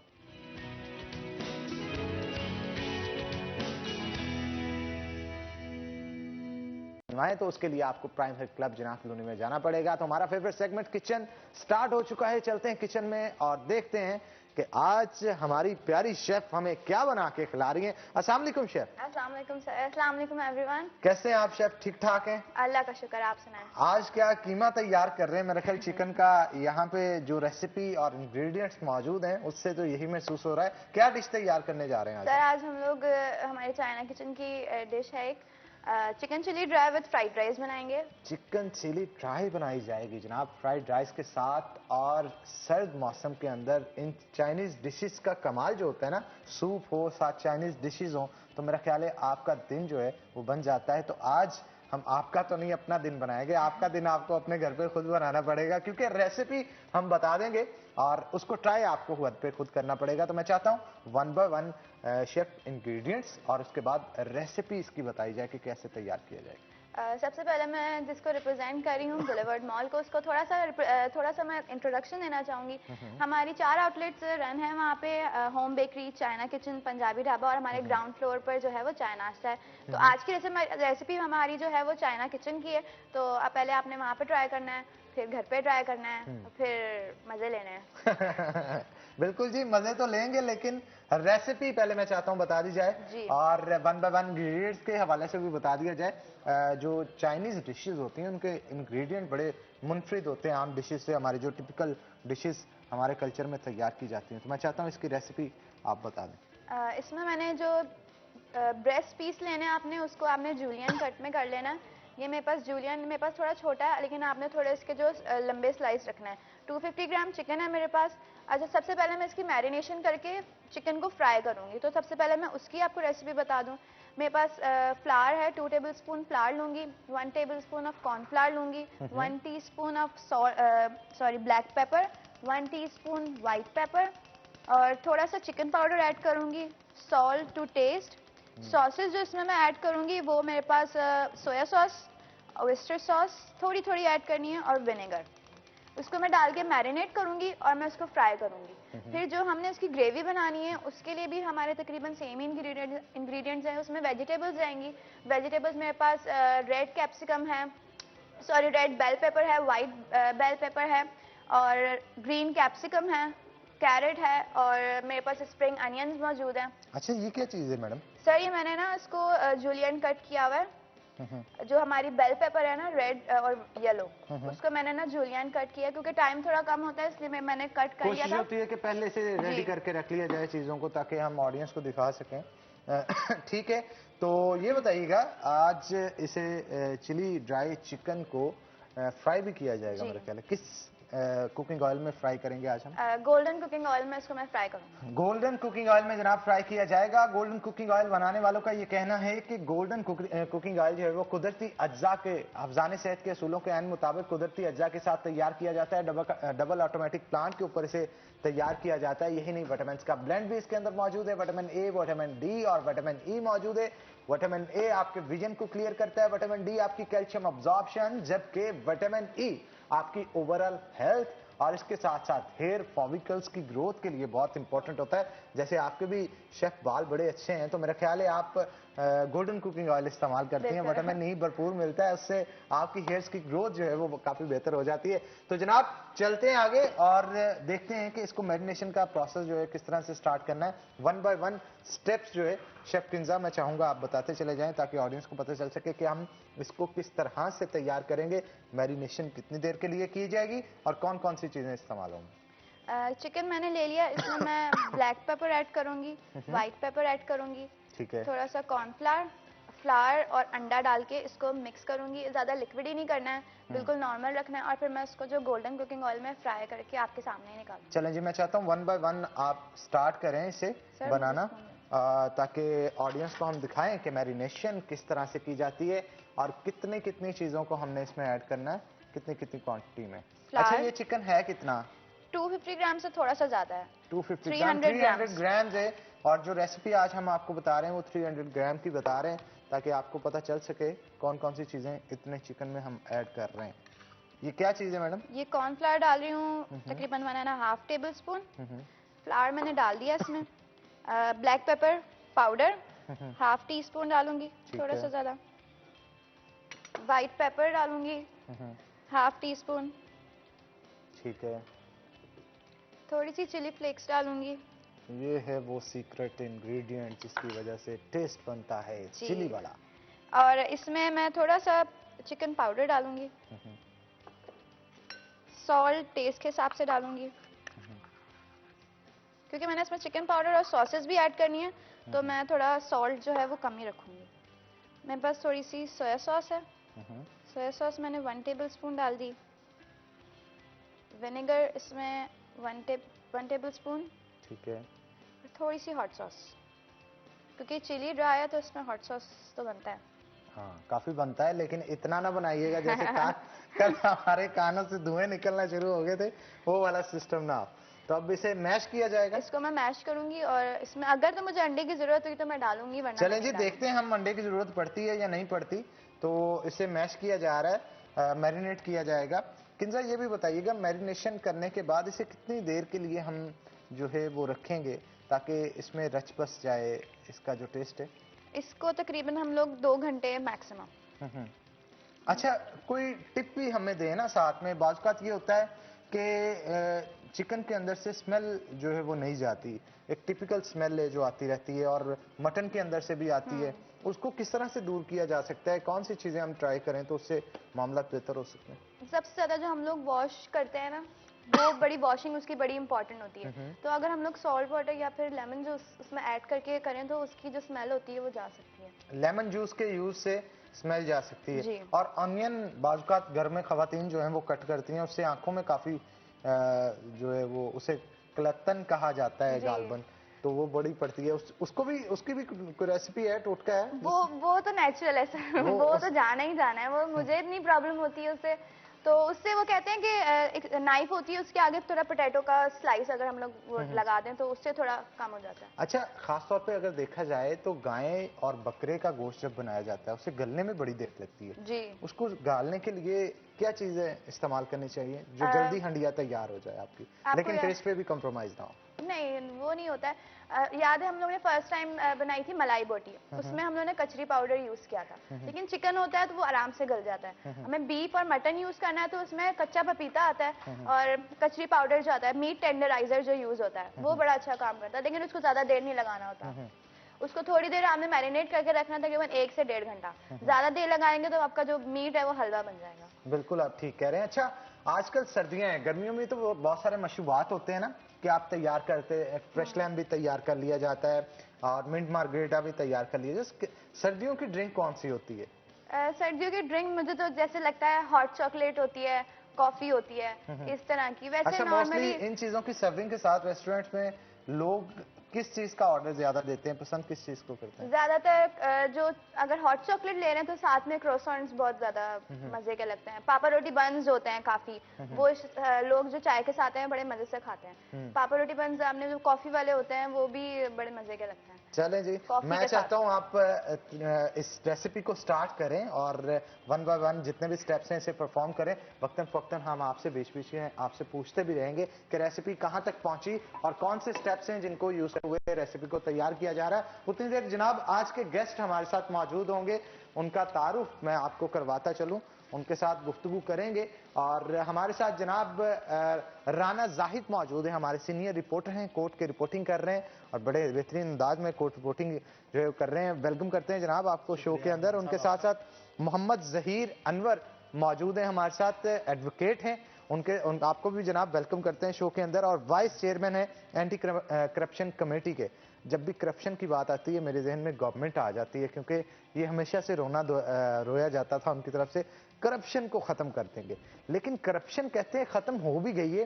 करप्शन खत्म होने के बावजूद भी गरीब की सूरत हाल बेहतर नहीं हुई, ये ज्यादा लम्हा फिक्रिया है हमारे लिए। तो चलते हैं पहले राना जाहिद की तरफ। जाहिद क्या कहेंगे, अभी अभी वकला जनाब जीते हैं बहुत सारे, और वहां पे एक वीडियो में देख रहा था कि डॉल्फिन का एहलकार पास खड़ा है, उसके सामने फायरिंग की जा रही है और उसे धक्के देके बाहर भी निकाला जा रहा है। ये क्या चक्कर है आखिर? देखिए हनान, ये फैसलाबाद बार की पहली दफ़ा रीत नहीं है, ये रीत चलती आ रही है, पुराना ये सिलसिला का चलता रहा है। फैसलाबाद की पुलिस की जानिब से, सीपीओ फैसलाबाद की जानिब से 900 से ज़ायद पुलिस एहलकार और अफसरान की ड्यूटी लगाई गई थी, जिनका मकसद ये था कि इस तरह की सूरत हाल से निपटा जा सके। सुबह जैसे ही इंतखाबात का अमल शुरू हुआ तो हमने देखा कि वो पुलिस एहलकार बड़े चाको चुपन थे, उन्होंने अपनी ड्यूटियां जो है वो बड़े ऐसे तरीके से अपना दस्ता संभाल लिया, बड़े ऐसे तरीके से वो खड़े हो गए। नौजवान जो है वो बड़े ऐसे तरीके से अपनी ड्यूटी कर रहे थे, लेकिन जैसे जैसे दिन ढलता गया उनके अंदर सुस्ती आती गई, वो एक कोने में छुपते गए। जैसे जैसे जब पोलिंग का अमल खत्म हुआ तो बिल्कुल एक कोने में जाके छुप गए तमाम पुलिस एहलकार। जैसे ही पहला पोलिंग बूथ से रिजल्ट आना शुरू हुआ तो फायरिंग का सिलसिला जो है वो डिस्ट्रिक्ट बार से शुरू हो गया। जैसे फायरिंग का सिलसिला शुरू हुआ, आहिस्ता आहिस्ता पुलिस एहलकार गायब होना शुरू हो गए, हत्ता के सीपीओ फैसलाबाद का दफ्तर बिल्कुल कचहरी के अंदर है और उसकी जो सिक्योरिटी है वो एहलकार भी गायब हो गए। आम रूटीन में अगर हम वहां पे जाएं तो हमें एक एलीट फोर्स का डाला जो है वो हमें बाहर खड़ा नजर आता है और सीपीओ फैसलाबाद की जो बिल्डिंग है उसके ऊपर भी सिक्योरिटी के एहलकार जो है वो हमें नजर आते हैं। लेकिन उस रात हमें कोई सिक्योरिटी का एहलकार नजर नहीं आया। साथ आरपीओ फैसलाबाद का ऑफिस है, डीसी ऑफिस है, इतने अहम ऑफिस होने के बावजूद किसी अदारे की इतनी हिम्मत नहीं हुई कि वो इनको रोकने की ही कोशिश करें। बिल्कुल आप ठीक कह रहे हैं। जहीर अनवर साहब भी हमारे साथ मौजूद हैं। सर, वेल एजुकेटेड पर्सनैलिटीज और इतने एहसन अंदाज में गुफ्तगू करने वाले जजेस साहिबान से लोगों का जो मुद्दा होता है बड़े एहसन अंदाज में बयान भी करते हैं, लेकिन जब दूसरी जानब बात आती है इलेक्शन जीत के ये जो काम किया जाता है, क्या आप इसके हक में? बिस्मिल्लाहिर्रहमानिर्रहीम। सर जी, इसमें मैं एक थोड़ी सी एलेबोरेशन करना चाहूँगा कि हम जो लायर कम्युनिटी है असल में हम अपने आप को अवाम के असल नुमाइंदे समझते हैं और किसी भी फोरम पे अगर अवाम की दिल की आवाज़ को बुलंद करने वाली कोई ऐसी क़ुव्वत मौजूद है आपके मुल्क में तो ये लायर कम्युनिटी ही है। और इस्टेब्लिशमेंट की हमेशा से ये कोशिश रही है कि किसी तरह इस अवामी आवाज़ को भी दबाया जाए, जिसके लिए ये सारे चलें जी, हम इस हवाले से भी गुफ्तगू करेंगे, लेकिन बढ़ते हुए क्राइम्स के हवाले से मैं पूछना चाहूंगा आपको। हमारे शहर में क्राइम रेशो दिन ब दिन बढ़ती चली जा रही है और खास तौर पे जो कोविड के दिन गुजरे हैं, लॉकडाउन खुला है, उसमें उसके बाद एक पीक आई है क्राइम के रेशो में, उसे आप क्या कहेंगे इस हवाले से कि किस तरह के केसेस आजकल ज्यादा आ रहे हैं? चोरी डकैती के बहुत सारे जो है वो केसेस बढ़ते चले जा रहे हैं। हमारी अवाम में अदम बर्दाश्त बढ़ती चली जा रही है, कत्ल रोजाना की बुनियाद पे कहीं ना कहीं शहर फैसलाबाद के अंदर हो रहा है। आप इसके ऊपर क्या कहेंगे? देखें जी, इसमें ना मैं थोड़ी सी तकसीम करूंगा इलाकाई। हमारे जो शहरों में ये कत्लो गारत और मार कटाई वाले मामला जो है ना उसके मुकदमात बहुत ही कम उसका अंदराज होता है। ये सारे ज़्यादातर जो है ना वो बैकवर्ड एरिया में या जो गांव देहात वहाँ पे लिटरेसी रेट इतना नहीं है, अभी भी वहाँ पे इन जराइम की शरह ज़्यादा है। अगर शहरी हल्का में देखा जाए वहाँ पे फ्रॉड के केस और मिली वक्त के साजबाज होने के ये जो खुर्द-बर्द के 406 के तहत को जो मुकदमात अंदराज होते हैं, या ये जो चेक डिसऑनर हो जाते हैं, इस पे ज्यादा अंदराज होता है मुकदमा। चलें जी, इनके ऊपर जनाब डिटेल से गुफ्तगू करते हैं, लेकिन एक छोटी सी ब्रेक के बाद, क्योंकि ब्रेक का वक्त हो गया है। तो नाज़रीन एक ब्रेक लेंगे, ब्रेक के बाद दोबारा हाजिर होते हैं। कहीं मत जाइएगा, हमारे साथ रहिएगा।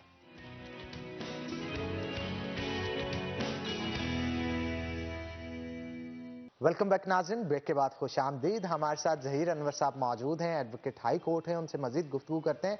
तो क्या कहेंगे आप, अगर करप्शन के हवाले से बात की जाए, बहुत सारे इदारे हैं जो कि अभी भी करप्ट हैं, लेकिन गवर्नमेंट की तरफ से ये कहा जाता है करप्शन कम हो गई है। आम आवाम अभी भी रोना रोती हुई नजर आती है। उनका कहना है कि सरकारी दफातर में करप्शन के बगैर काम होता हुआ नजर ही नहीं आता। आप क्या कहेंगे, कितनी केसेस आपके पास ऐसे आते हैं जो कि करप्शन को लेके मौजूद होते हैं? देखिए जी, इस बारे में एक ना हमारे आम राय है और वो हकीकत भी है कि जब भी कोई इल्लीगल काम, हम कहते हैं ना कि अब सख्ती हो गई है, तो उसका मतलब ये होता है कि अब ये काम कम नहीं हुआ, बल्कि इसका रेट करप्शन में ज्यादा हो गया है। बिल्कुल यही सूरत हाल अब भी है कि गवर्नमेंट का नाम लेके कि जी गवर्नमेंट ने बहुत सख्ती कर दी है, रेट करप्शन के बढ़ गए हैं, खत्म नहीं हुए। यानी कि आम आवाम की मुश्किलात इस बारे में बड़ी हैं, कम नहीं हुई हैं। उसकी वजह से ये है, उसकी वजह ये है कि अभी तक किसी के खिलाफ कोई ठोस कदम उठाया ही नहीं गया। अभी मैं अगर बात करूं तो पुलिस डिपार्टमेंट में ऐसे बहुत से मुलाजमीन शामिल हैं जिन पे मुकदमात अंदराज हुआ है। अभी वो उसमें बरी नहीं हुए, लेकिन वो पूरी फुल फ्लैज होके अपने फराइज सर अंजाम दे रहे हैं, और डिपार्टमेंट ने उनको बिल्कुल क्लीन चिट दे दी हुई है। हालांकि अभी उनके केसेस जो है करप्शन के ज़ेरे अल्तवा हैं। और इससे हट के अगर देखा जाए तो हमारे माशरे में एक बड़ी बात मशहूर है कि अगर कल को कब्र से सबसे ज़्यादा अजाब होता है या कीड़े निकलते हैं, तो वो कहते हैं या थानेदार की कब्र होगी या पटवारी की होगी। कहने का मतलब ये है कि आज भी जो, अगर आपने पहले भी पूछा कि क्राइम की शरह इतनी ज़्यादा क्यों है हो गई, उसकी वजह भी यही है, हमारा जो तफ्तीशी निज़ाम है वो अभी भी बोगस है। वहाँ पे करप्शन की पूरी भरमार है, पूरी तरह से आज भी वो सारा माफिया करप्ट ही है।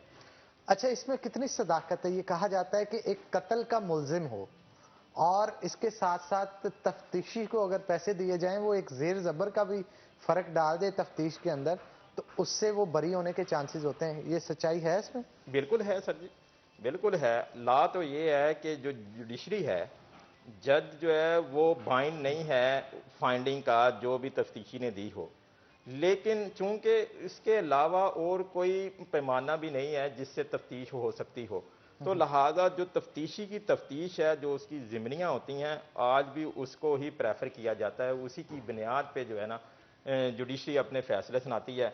उसी में जो सकम रह जाते हैं उन्हीं को, उसी का एज उठा के जो मुल्ज़मान हैं वो बरी होते हैं आज भी।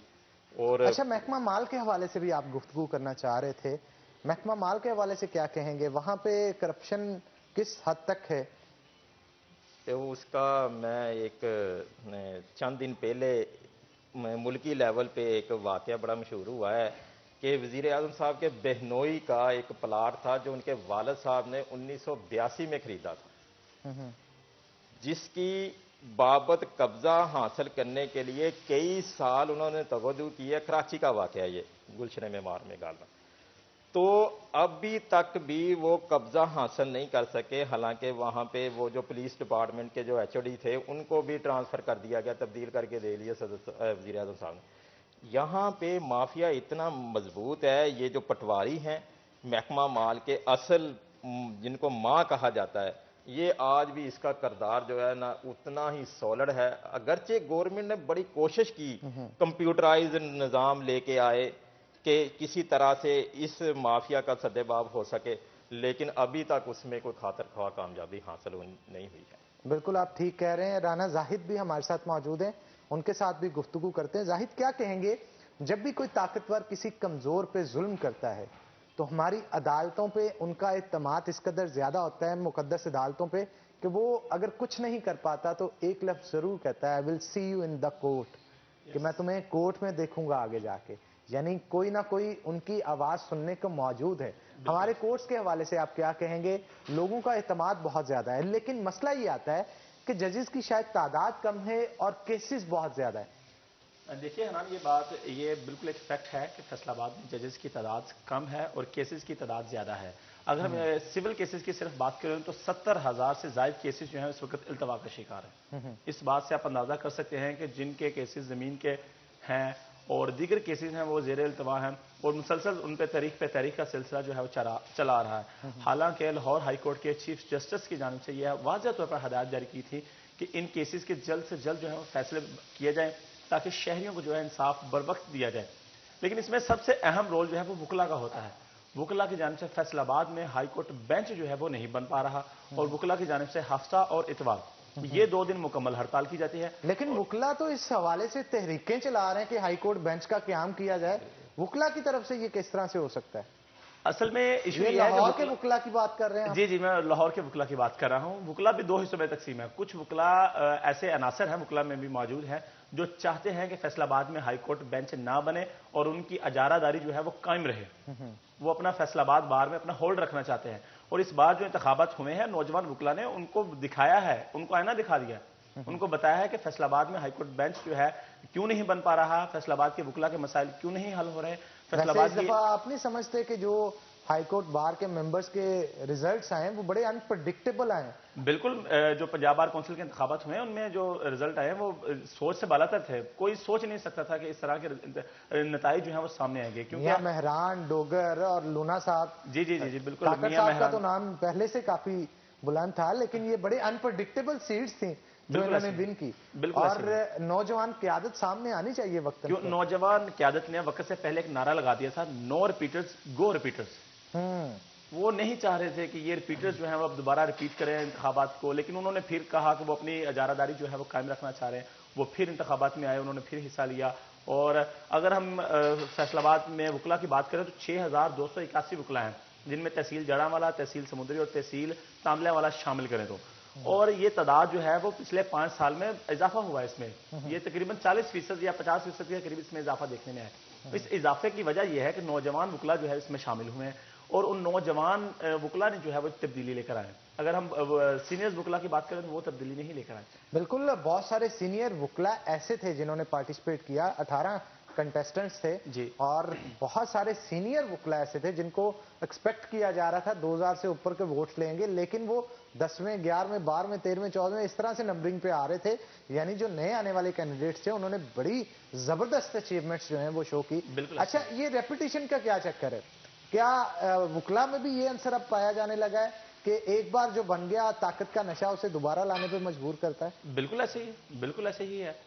आप जब इक्तदार में आ जाते हैं, इक्तदार के जब आप बार के अंदर जाते हैं तो इक्तदार का मजा जब आपके सामने आ जाता है कि यार मेरा सिर्फ एक हुक्म चल रहा है और ये काम हो जाना है, तो फिर वो आप नहीं चाहते कि वो मेरा नशा जो है वो टूट जाए। इक्तदार एक अगर बात की जाए थाने कचहरियों में भी फिर उनकी खूब चलती है। बिल्कुल ऐसे ही है, बिल्कुल ऐसे ही है। आपका सिर्फ एक फोन चलता है, SHO को सिर्फ फोन जाता है कि हमारा ये काम है, इसे ये कर दो, वो काम हो जाता है। और अगर हम वकला के हवाले से बात करें तो इस साल हमने देखा कि वकला के खिलाफ मुकदमात के इंदराज में भी इजाफा हुआ इस साल। यानी कि एक तनवीर रंधावा का जो दौर है, मरहूम है तनवीर रंधावा, अब उनका दौर जब हमने देखा कि उस दौर में वकला एक पीक पर थे, वकला के खिलाफ मुकदमात का इंदराज जो है वो ना होने के बराबर था।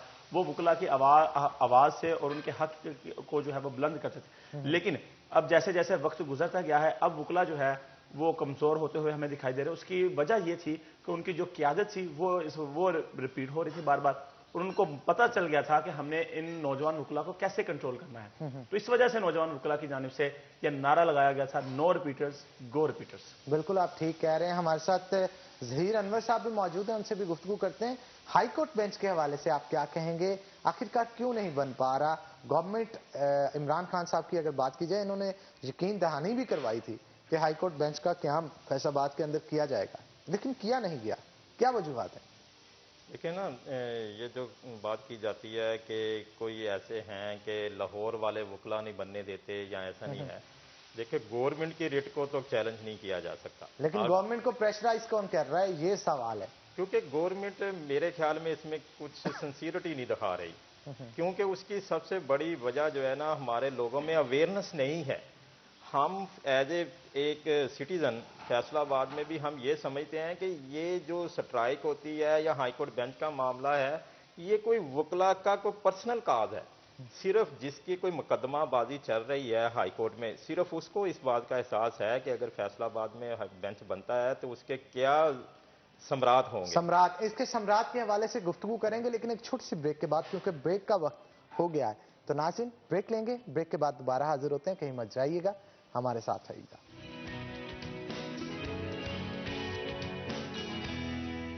वेलकम बैक नाज़रीन। ब्रेक के बाद खुशामदीद। चिकन ड्राई चिली जो है वो हमारी तैयार हो चुकी है। अब फ्राइड राइस जो है हम बनाने जा रहे हैं। तो शेफ किंजा से मैं कहूँगा फ्राइड राइस की रेसिपी भी बताते चले हमें।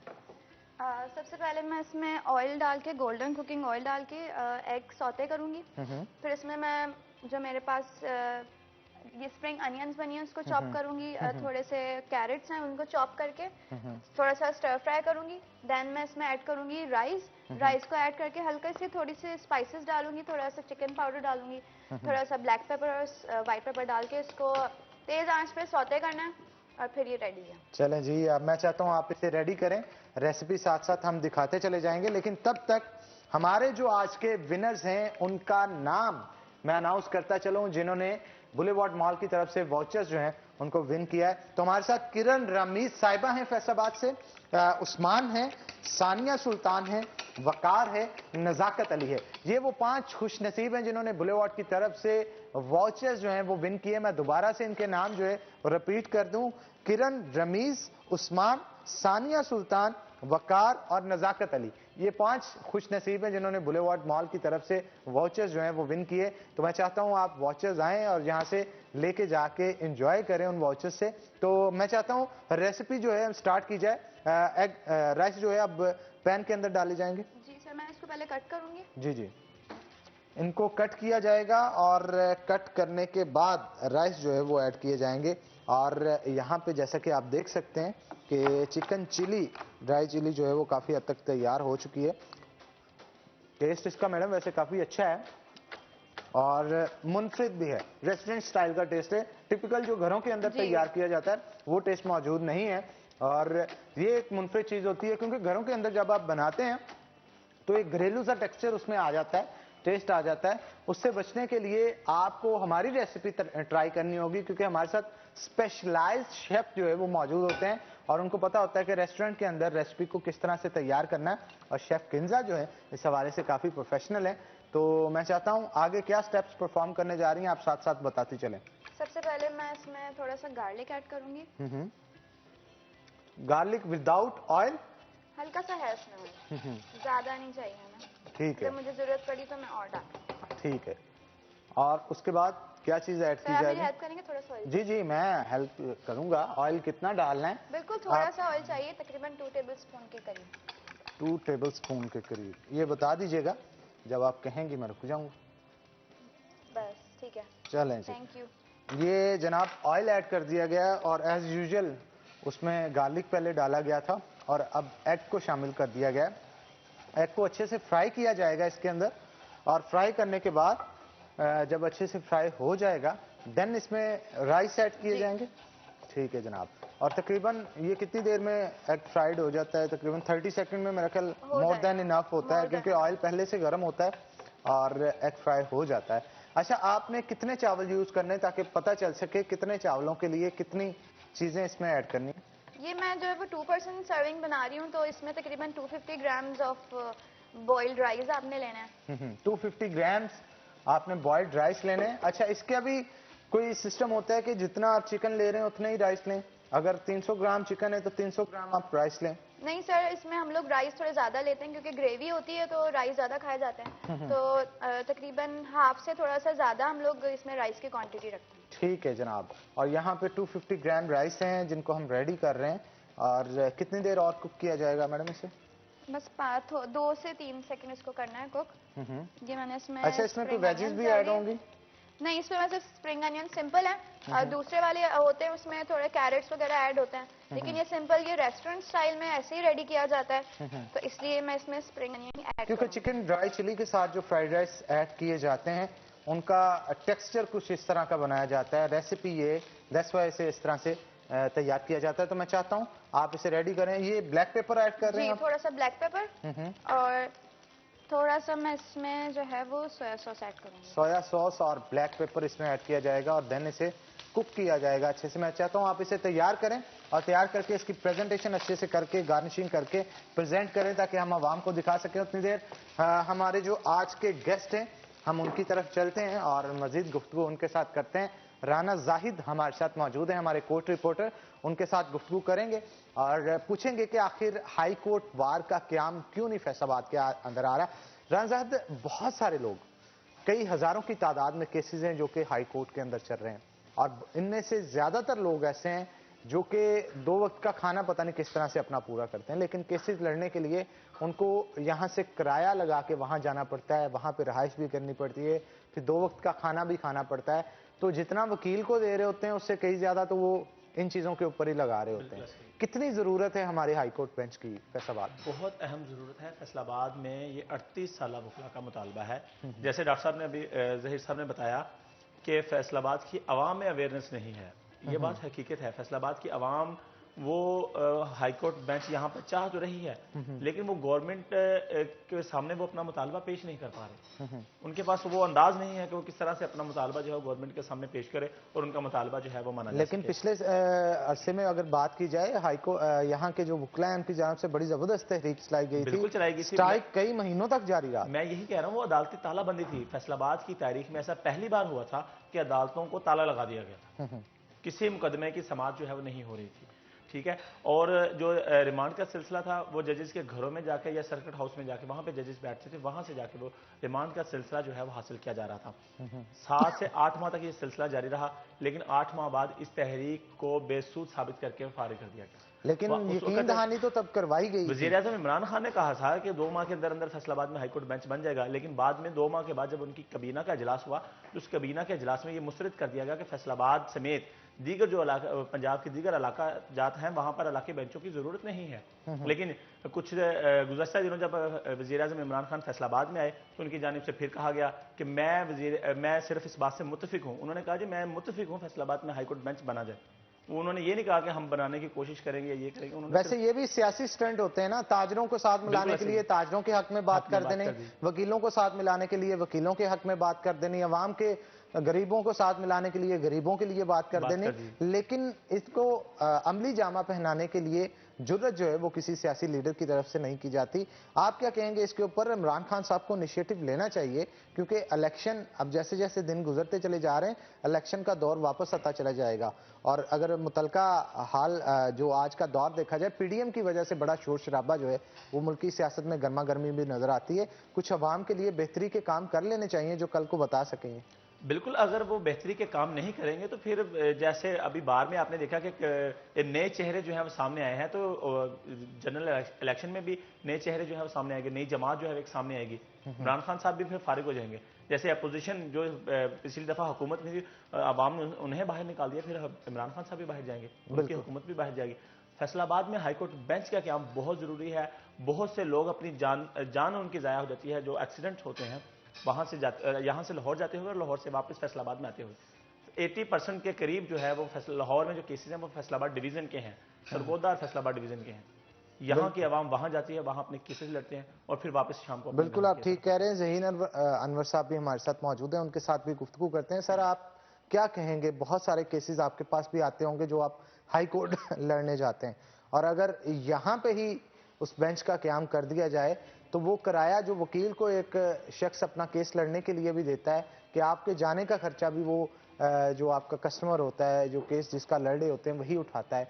आप क्या कहेंगे कितनी ज़रूरत है और कितना इनकम और रोज़गार उनका बच सकता है अगर यहाँ पे बेंच बना दिया जाए?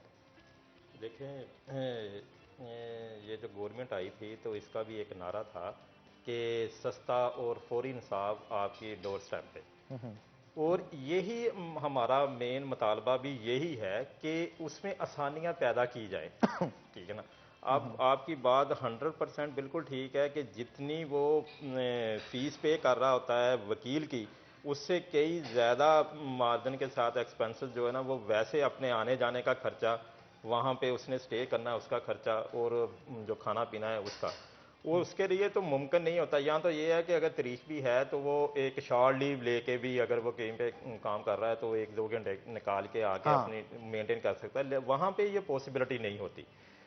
उसके बाद दूसरा ये है कि इसमें हमारी लायर कम्युनिटी की सिंसियरिटी जो है ना वो ढकी छुपी नहीं है। हम कई माह नहीं बल्कि कई माह तक तालाबंदी की, उससे हट के अभी तक भी 2 दिन हफ्तावार स्ट्राइक में जा रहे हैं। उसके बाद भी हमारी लायर कम्युनिटी ने ये समझा कि जो पंजाब बार के मेंबर थे उस वक़्त, यहाँ इलेक्शन से पहले थे सिटिंग मेंबर, उन्होंने समझा कि उन्होंने हाई कोर्ट बेंच के क्याम के लिए अपना जो रोल अदा करना चाहिए था वो नहीं किया। इसी ये जो इलेक्शन है वो एक तरह की तहरीक अदम एतमाद थी उनके खिलाफ। अब वो नए चेहरे इसी उम्मीद के साथ लेके आए हैं कि वो मुस्बत रोल किरदार अदा करके जल्द से जल्द कोशिश करेंगे कि फैसलाबाद में हाई कोर्ट के बेंच का क़याम अमल में आ सके। और हम भी इसमें अपने तरफ से दुआगो हैं कि अल्लाह हमें इसमें कामयाबी। अच्छा, मेंबर पंजाब बार इसमें किस तरह से किरदार अदा कर सकते हैं, इस हवाले से भी बताएं। हाँ सर जी, इसमें यह है कि पंजाब की हद तक टोटल जो है ना 60-65 मेंबरान होते हैं।